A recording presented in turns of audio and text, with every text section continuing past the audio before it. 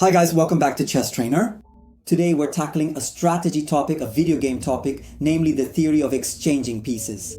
We'll look at when to exchange pieces and when not to. I'll share my personal ideas, but I'll also try to challenge some of the knowledge you've probably picked up over the years. That's because, let's say, we don't always find good guidance out there on whether to exchange pieces or not. Today, as you can see, I'm here in the living room and I don't need a chessboard because this theory is actually very simple. So, we won't be looking at played examples today because, well, understanding when to exchange pieces and when not to is something philosophical. Of course, it's technically applied, but the important thing is to grasp everything from a philosophical point of view. Let's start right away by dismantling some principles because I often hear people say, not just here on YouTube, but also in courses taught by qualified instructors who are certified by the Federation, I often hear the fateful phrase, when we have a material advantage, we should exchange pieces. No guys, no. This is one of those things that gets said over and over, and honestly, it's something that's just unbearable to hear. Now I'll explain why, but first I'll give you the definition, and then we'll break it down and understand it. Definition: we exchange pieces depending on the dynamism of the position. What does the dynamism of the position mean? By dynamism of the position, we mean piece development, activity, space advantage, and king weakness. So, generally speaking, in a position we can usually say that one of the two players has either an advantage or a disadvantage from this perspective. So maybe you have better development, maybe your pieces are positioned more aggressively, while your opponent has all their pieces on the back ranks, or maybe you have a development advantage, simply from the opening, or maybe your opponent has a weak king. In general, these are the components that allow this value of dynamism to take hold, and we can, analyze the position from this point of view. This value is the only one that matters when it comes to exchanging pieces. So it's not about how many pieces I have, whether I have one more piece or fewer pieces. Let's see how this works in practice. Let's suppose I have a position where I have a material advantage, okay? I have extra pawns. But at the same time, I also have a dynamic advantage, so my pieces are very aggressive. I'm attacking my opponent's castled king, and my opponent, well, has all his pieces defending. So, should I exchange pieces here?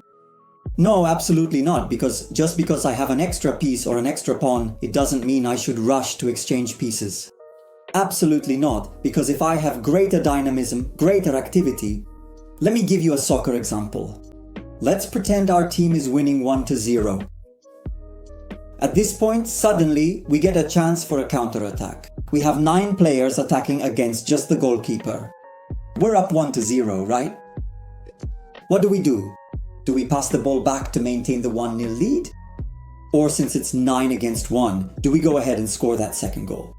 Well, this soccer example actually fits particularly well with chess because it's not like just because we have a material advantage, we rush to exchange pieces. Because if we also have a dynamic advantage, meaning we're also more aggressive on the board, we take advantage of both and keep attacking. So if we have greater dynamism, we don't exchange pieces. On the other hand, let's suppose that in a certain position, we still have an extra pawn. Let's stick with this material advantage just as an example, but it's our opponent who has the more aggressive pieces, while all our pieces are defensive and stuck on the back ranks. So, to sum up, our opponent has a dynamic advantage. At this point, yes, we should exchange pieces, because it's our opponent who is more aggressive. And so exchanging pieces allows us to reduce our opponent's dynamism a bit, and let's say, do something beneficial in the position. You see, this is the key point to keep in mind, the dynamism of the position. Material has absolutely nothing to do with it. Many times, unfortunately, this has happened to several students of mine. They might have had extra material, and so they started exchanging pieces. They started trading pieces, following the old saying of the old Slavic masters, exchange pieces, win the endgame. But is it really like that? They would start exchanging pieces and in the end maybe they really did reach an endgame with an extra pawn. The problem is that an endgame with an extra pawn isn't 100% won. There are those rook endgames, for example, that are mostly drawn, or other strange endgames where our opponent might catch up. So what's the idea here, guys? If we're behind in terms of dynamism, then fine, okay, let's exchange pieces and try to enter a superior endgame. That's perfectly fine. But if we have a dynamic advantage, why should we exchange pieces? Why is there this obsession with having to exchange pieces? No, guys. Every time you hear this phrase, if you have more pieces, exchange material, change the channel or study a better book. You exchange pieces for dynamism. Another example, this example, guys, happens really often. We're playing against a stronger opponent. Do we exchange pieces? When do we exchange them? Good. You understood that well. It depends. Many of us, when playing against a stronger opponent, automatically exchange all the pieces because we believe that trading pieces and reaching the endgame will help us get closer to a draw against a stronger player. Nothing could be more wrong. It's not that when I play against a stronger player, I should rush to exchange pieces, because the stronger player might trade pieces when it suits them, and then enter a winning endgame. So, the most foolish thing to do is to exchange pieces with a stronger player if there's no need to.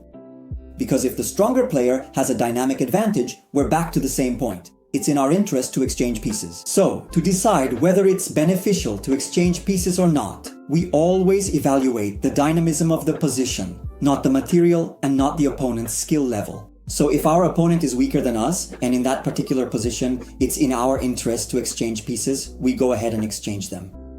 I have a dear student, hello to him, Adalberto Chino, who when he was younger had this idea that as a rule, he shouldn't exchange queens against weaker players.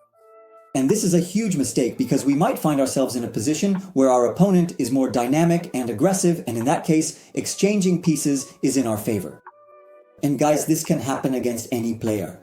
It's not like the stronger player will always be stronger and never give you a chance to attack. Let me give you an example. Let's say we're playing against Magnus Carlsen, the strongest chess player in the world, probably the strongest who has ever lived.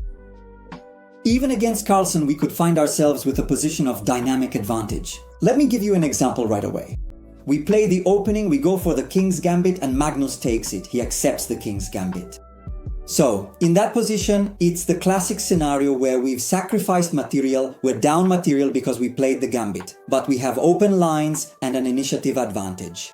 So even against Magnus, in that case, we should attack. In that situation, we shouldn't trade pieces, because every piece we trade makes our dynamic play more difficult. In this specific case, right? Let's play the King's Gambit against Magnus. If we trade all the pieces, what happens? Our attack disappears, our gambit loses its meaning, and Magnus will simply win because he will have gained that material advantage. So even when we play against a stronger opponent, if the position requires us to play dynamically, requires us to attack, we play dynamically, we don't trade pieces. Guys, it's really simple. The equation is dynamism. Am I more aggressive? Do I have more dynamism? I don't trade pieces. Is my opponent more aggressive? I trade pieces. Is the dynamism equal? I evaluate it case by case. Okay, but the important thing is assessing the level of dynamism. When the position is symmetrical, without too many imbalances, and let's say there's an opportunity to trade a piece, then you can evaluate it normally. It might be beneficial or it might not be. But the most important thing, guys, is this. In cases of dynamic imbalances, make sure not to trade pieces if you have a dynamic advantage, and on the contrary, trade them if you have a dynamic disadvantage. This is the single most important factor to consider. The first thing to assess when deciding whether it's in your interest to trade a piece or not. Everything else, all the other discussions. Because do you know what the problem is? Sometimes they show you examples where you might have an extra rook, and then they tell you, you have an extra rook, trade all the pieces and that way you'll win the endgame. And maybe you'll win that game anyway, because having an extra rook is such a huge advantage that whether you play well or not, in the end, yes, you trade a couple of pieces and you'll probably win anyway, because the advantage is so great. But this is the wrong message, because we need to stay focused even in positions where we have only a small advantage, to understand how to increase that advantage, or rather, how not to throw it away. So after this lesson, I hope that you too will be able to exchange pieces based on the dynamics of the position, and not just on material or other factors like, my opponent is stronger, so I'll trade pieces. Thank you guys for watching the video all the way to the end. As always, if you want to support the channel, leave a like, a comment, and subscribe to the channel, and I'll see you in the next videos.